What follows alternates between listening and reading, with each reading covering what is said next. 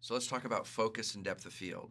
They sometimes seem like just they are technical issues, but in fact, these are two very important creative aspects to the image making that we do in motion imaging. So focus, let's just talk about it. So the need to explain focus in an autofocus, automatic focus world we live in. This is something that back in the day I didn't have to discuss too much because people could see that the images were either in focus or out of focus.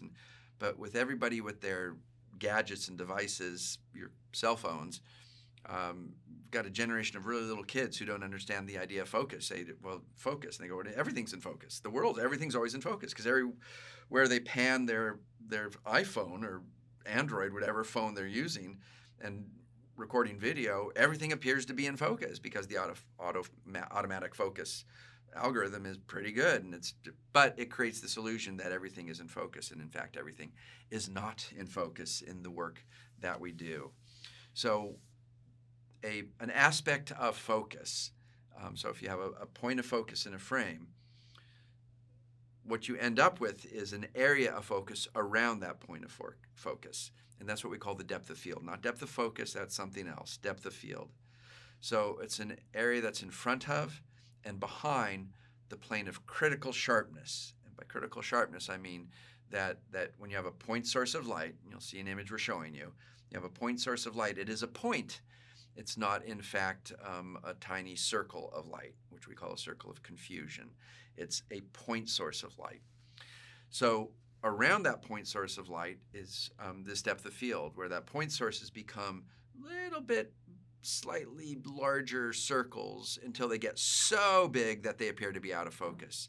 That area where those circles still appear to be point sources, that's the depth of field. And so the determinants of depth of field are the focal length you use, the aperture, the lens aperture for exposure on your lens, and the lens focus. Another way to say that is the object distance. It's those three factors determine what your depth of field is, whether you have a large area of depth of field or a small area of depth of field. Here's a simple graphic just to somewhat demonstrate the idea. There you have a camera. There you have, it says best focus point. That just means the plane of critical sharpness, and you see that there's this area around that person where the focus is best placed, and you have that depth of field. So as I was referring to, that circle of confusion, and again showing you images here of a point source of light where it's sharp. And so then where those diameters are still very small of those circles of confusion, they still appear to be in focus, which we call acceptably sharp focus. As the diameter of those circles of confusion just get too big, our vision sees it as out of focus. So depth of field, let's take that first determinant, the focal length. So a long lens, so the more telephoto a lens, the longer the focal length, the shallower the depth of field. So if you have a 200 millimeter lens, the depth of field will be shallow. Compare that to a short lens. Let's say you have a 10 millimeter lens. You'll have much greater depth of field, much deeper. So long lens, shallow. Short lens, much deeper depth of field. Aperture, the stop on your lens. The larger the aperture, which means so letting in more light, the larger the aperture, which will end up being the smaller the stop number, the shallower the depth of field. So if you're opened up to a 1.4, depth of field becomes very shallow.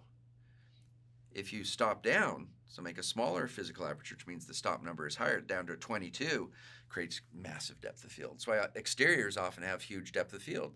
Because of the brightness of the light for the exposure, the aperture has to be stopped down. We can control that in a bunch of different ways, but just in generally speaking, you're looking at that idea of how those exteriors can just have that greater depth of field because we're stopped down more for the brighter light on interiors, maybe less light, and therefore aperture's wider open, therefore we have shallower depth of field. Here again is an example with the idea of the aperture. So we see the focus, we see it's on that parrot-looking bird. At a 1.4, it's pretty shallow. At a 5.6, depth of field is expanding. At a 22, it expands, gives you a huge depth of field. So it's an important aspect, as we'll see when we take a look at some clips, of how we control depth of field. Again, it comes back to that idea of image control. Focus is something that we control. It's not just something the camera decides. It's not something that is, oh, it's just a techie thing. Not at all. What's in focus and what's not in focus and how we use focus becomes really actually a really very important issue in how we create our images. Depth of field determinant, the lens focus or the object distance. So if you have near focus, so if you focus to something really close to the lens, 2 inches away, the surrounding depth of field is also very shallow. If you have a far distance for your object distance or your lens focus, let's say 50 feet away, the depth of field is much, much larger. So focus close, very shallow. Focus farther away, much, much larger depth of field. Let's take a look at an example from a film by Polish filmmaker Kieslowski, Blue. It's from his series of trilogy of films, 3 films, 3 colors, bleu, blanc, et rouge, blue, white, and red. In this particular shot, we have extremely shallow depth of field, and the lens is focused on the feather in the foreground, just inches from the imaging plane, which would have been 35 millimeter film. So very, very close. So exceedingly shallow depth of field. It's actually the point of view of a character. This is early in this particular movie where there's been a car accident, and this woman wakes up in a hospital, and this is the shot of her waking up in the hospital. We don't see her. It's her point of view. And a doctor will enter and inform her that her husband and child were killed in the accident. So she is learning that her husband and child are dead. And so we're learning that actually by being in her position. So this is her breath on the feather. So we'll also, when I review the image with you, we'll also see we cut to a close-up of her eye in which we see the reflection of the doctor in her eye. Not a special effect shot. That is actually the reflection of the doctor in her eye. Let's take a look at that.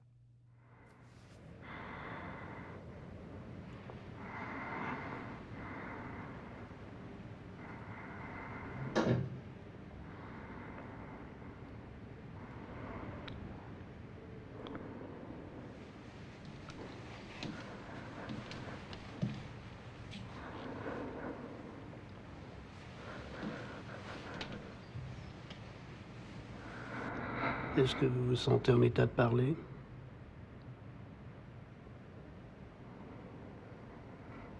Pendant le...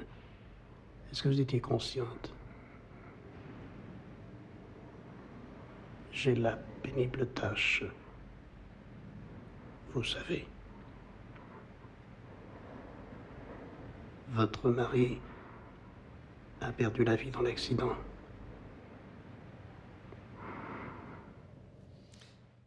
Quite powerful to see the image and understand what she's hearing and learning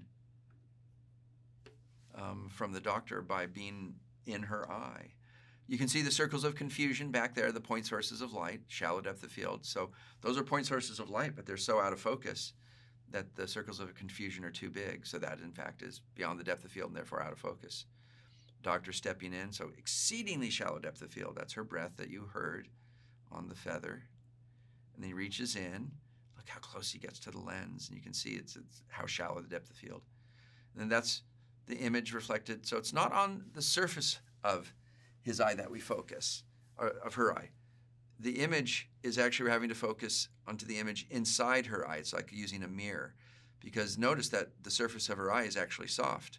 Because images, although they form on the eye itself or the mirror, in terms of the rays of light, they are on the inside, as if we were inside her eye that we have to focus to.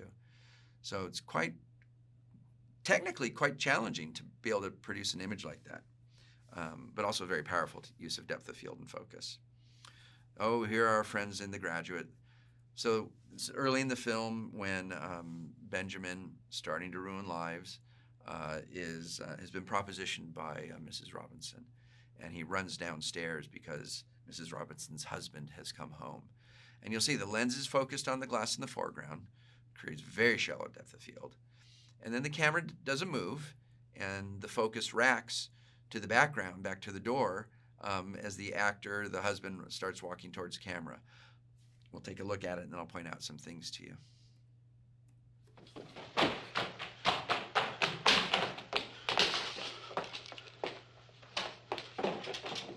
Is that Ben's car in front? Yes, sir. I drove I drove Mrs. Robinson home. She wanted me to drive her home, so I drove her home. Swell, I appreciate it. She's upstairs. She wanted me to wait down here till you got home. Standing guard over the old castle, are you? Yes, sir.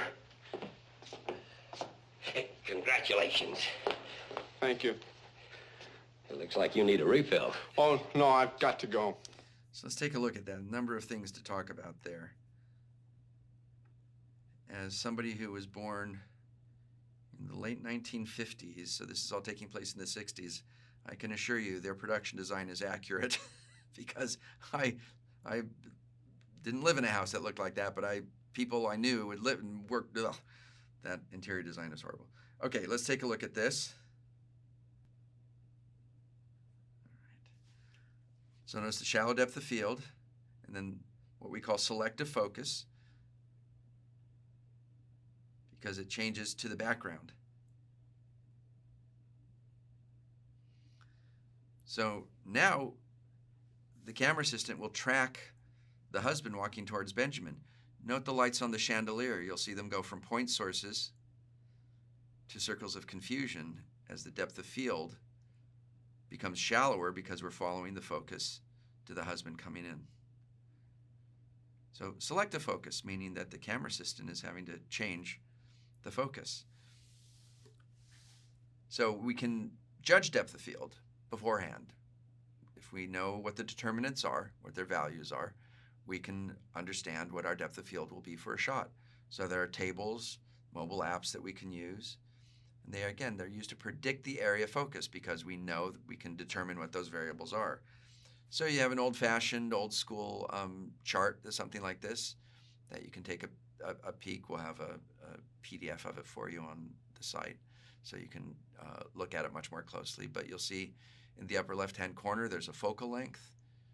Along the left-hand side, left-hand column, you've got focus distances, and across the top, you have stops, apertures on a lens. And then everything in between tells you the near focus to the far focus. So it gives you that depth of field. You can have an app like this particular one, PCAM Pro. Same idea, you just plug in values, and then you can determine what your depth of field is. So your camera assistant knows when he, she, or they have to change focus, or maybe it's okay. We don't need to change focus because the characters can move within that particular depth of field. So again, you'll notice on this particular image, you've got focus distance, focal length, the aperture, but also the format. Because remember that I said that it's the sensor size. So this is for a Nikon Z6, Z7, etc. It's for a Nikon DSLR.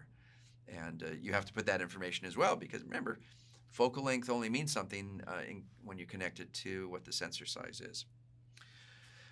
So let's talk about working with depth of field, selective focus, as I was just talking about. So follow focus, which is the idea that you change focus manually while the shot is occurring, so things remain, or objects or subjects remained in focus if you choose them to, if you wish them to be or remain in focus. So the definition that I use, some people use these differently or interchangeably. I'm particular about this because I like to be accurate in my language. Pulling focus means you're changing focus from far to near. The best way to think about that is when you're in focus in the distance, you want to get closer, you're going to pull that focus in. When you want to change the focus from near to far, you're racking focus. Again, they're often used interchangeably. It's just a matter of speaking the dialect on set. On my set, this is what these definitions are, but we can take a look and see what this is. Again, from blue, very shallow depth of field, and we rack focus from the necklace to our main character. There's a little dolly move at the same time that's irrelevant. We still have to change focus.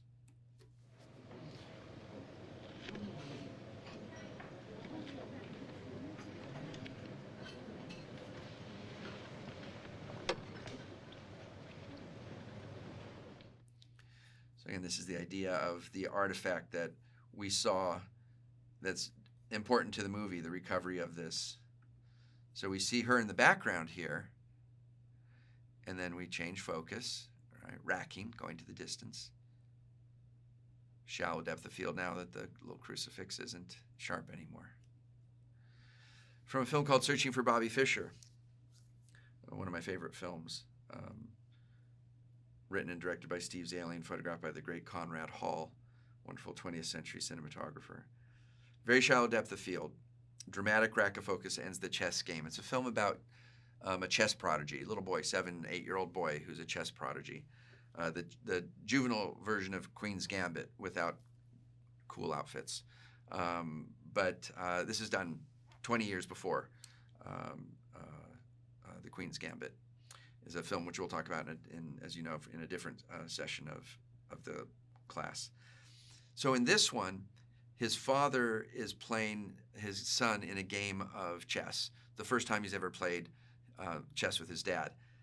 They're only discovering he's a chess prodigy, and mom is showing him that the boy is a chess prodigy. He's so good, he's upstairs taking a bath, playing chess with his dad, and his dad is saying, "The game's not over yet, Josh," and the boy in this shot is saying, "Yes, it is," and a dramatic change of focus to checkmate. Well, the game's not over yet, Josh. Yes, it is.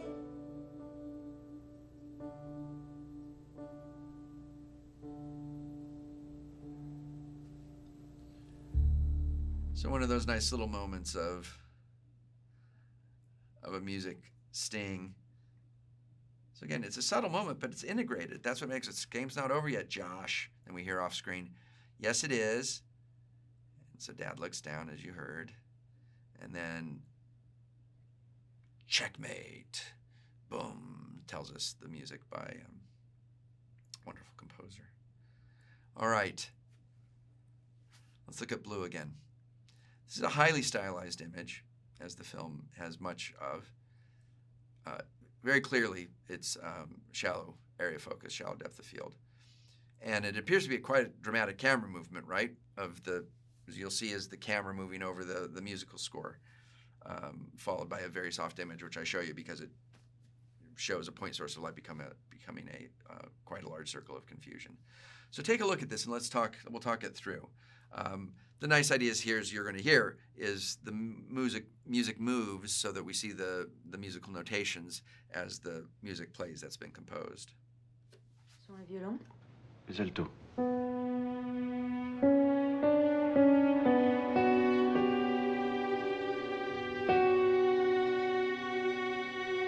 Et maintenant?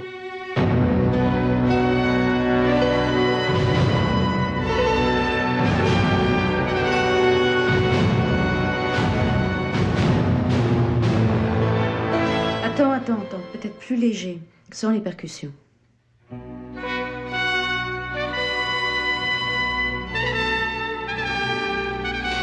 On retire les trompettes.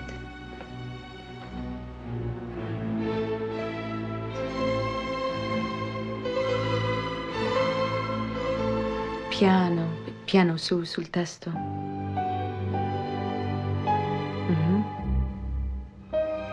Et au lieu du piano, Une flûte?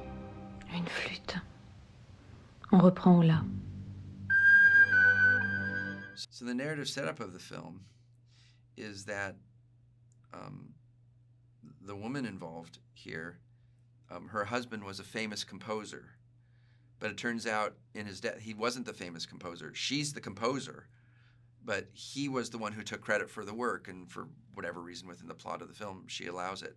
So now that he's dead, she's still composing music, but it has no place. There's no way to have her work heard, because that will have to reveal the fraud that she and her late husband were perpetuating about her being the actual composer and not him. So as we take a look at this image, she's still composing. So this is a new piece that she's composing. So it appears the camera's doing this nice move over the score. In fact, as I tell you, you look, the music's moving, the camera is fixed, because it's much easier to move, in this instance, the object than the camera. Trying to have a camera move over the score smoothly like this would be very difficult. So much easier to create the illusion of the movement. So I think what's going on here, now look at this little point source of light there over that little lamp off to the in the right of the frame. Part of this, I think, is just that her world is just becoming out of control. In fact, her world isn't the same. She can create, but it can't be heard. And so for us, technically, we see that little lamp point source becomes quite a circle of confusion. It's a great example of a circle of confusion there. Deep focus. So there have been a lot of experimentation with the idea of what if you just eliminate focus? What if you put everything in focus? So this idea of everything's in focus, and you create what's known as deep focus photography, so that the camera assistant is the calmest person on the set because everything's in focus. Therefore, you have to tell the audience what's important by other mechanisms. Typically, if it's in focus, we as filmmakers, you as viewers, think, oh, that must be important, it's because it's in focus. A lot of shows have been playing around with that idea over the last few years. But the idea here is that if it's in focus, it must be important. Well, what if you eliminate that? Then you have to tell importance in a different way. In this film, I'm going to show you Citizen Kane. It's by composition what's important. So to create this deep focus photography, you need a short lens, right? Because that gives you a wider depth of field, deeper depth of field. Smaller aperture, deeper depth of field. And in this instance, high intensity lights, because the film stock they were shooting had an ISO of 64, which that was considered high speed back in the day. It means that the light on this set is actually really bright, about 5,000 foot candles, something we'll talk about a little bit later on. But the idea here is that it's very, very bright. So I'm going to show you, it's a shot where camera assistant didn't need to do anything. Camera moves, there's a lot of cheating going on in the shot, but let's just take a look at this shot play out. I may let it play to the end, I may cut it, we'll see. So here's this is our triangular composition, deep depth of field. Camera moves backwards and forwards, motivated by the movement of the actors. Triangular composition, as referred to before. The idea here is what's important is one of the apexes of the triangle is important. Come on, boys! The Union flag! Be careful, Charles. Kane. Pull your muffler around your neck, Charles. Kane, I think we shall have to tell him now. Yes. I'll sign those papers now, Mr. Thatcher. You people seem to forget that I'm the boy's father. It's going to be done exactly the way I've told Mr. Thatcher. There ain't nothing wrong with Colorado. I don't see why we can't raise our own son just because we come into some money. If I want, I can go to court. A father has a right to. A boarder that beats his bill and leaves worthless stock behind. That property is just as much my property as anybody's, now that it's valuable. And if Fred Graves had any idea all this was going to happen, he'd have made out those certificates in both our names. However, they were made out in Mrs. Kane's name. He owed the money for the board to the both of The us. bank's decision on all matters concerning... I don't hold with signing my boy away to any bank as guardian. I want you to just stop because... all this nonsense, The bank's Jim. decision on all matters concerning his education, his places of residence, and similar subjects is to be final. The idea of a bank being the guardian. I want you to stop all this nonsense, Jim. We will assume full management of the Colorado load, of which I repeat, Mrs. Kane, you are the sole owner. Where do I sign, Mr. Thatcher? Right here, Mrs. Kane. Mary, I'm asking you for the last time. Anybody'd think I hadn't been a good The sum of husband, a father. $50,000 a year is to be paid to you and Mr. Kane as long as you both live, and thereafter to the survivor. Well, let's hope it's all for the best. It is. The Union forever! The Catholic anti-Jack! Why I can't raise my own boy is more than I can understand. Go on, Mr. Thatcher. Everything else, the principal as well as all monies earned, is to be administered by the bank in trust for your son, Charles Foster Kane, until he reaches his 25th birthday, at which time he is to come into complete possession. Charles! Go on, Mr. Thatcher. Well, it's almost 5, Mrs. Kane. Don't you think I'd better meet the boy? I've got his trunk all packed. I've had it packed for a week now. I've arranged for a tutor to meet us in Chicago. I brought him here with me, but... Charles, looky, Mom! Better come inside, son. Well, that's quite a snowman. Did you make it all by yourself, my lad? Maybe I'll make some teeth and whiskers. This is Mr. Thatcher, Charles. Oh. How do you do, Charles? He comes from the east. Wow. Hello, Charlie. Charles? Yes, Mommy? Mr. Thatcher's going to take you on a trip with him tonight. You'll be leaving on number 10. That's the train with all the lights on it. You going, Mom? Well, no, your mother won't be going right away, Charles, but she'll be... Where am I going? You're going to see Chicago and New York and Washington, maybe. Ain't he, Mr. Thatcher? He certainly is. I wish I were a little boy going on a trip like that for the first time. Why aren't you coming with us, Mom? We have to stay here, Charles. You're going to live with Mr. Thatcher from now on, Charlie. You're going to be rich. Your ma figures. Well, that is, me and her decided this ain't the place for you to grow up in. Cut it there and go back. You can watch the clip goes on a little bit longer, and you can watch the whole clip. We have it separated out for you, as you know. So just going back to the beginning here. So camera's on a crane arm, moving back through space. It's very bright on set, but we're exposing normally, so it looks fine. Do notice she crosses back. Look at that top hat that appears in the bottom of the frame that's still moving. They just slid the table back in time so that she could sit down and camera could get through before the hat was and the table were visible. So look at our triangular composition. Dad on the one side, Thatcher and Mom on the other side, and the boy, the point of contention in the middle. As you heard in the scene, it's about basically Thatcher becoming the whatever the right word is, custodian of the child, and overseeing his raising in New York, away from Colorado. So the depth of field's holding all the way through. This is impressive to see on a big screen because you can see the boys as sharp as Mom in the foreground. A little harder to see online here on a screen here because of the resolution. As we talked about, non-reflex and reflex viewing systems, the operator is not seen through the taking lens for composition, so that's really quite remarkable this way.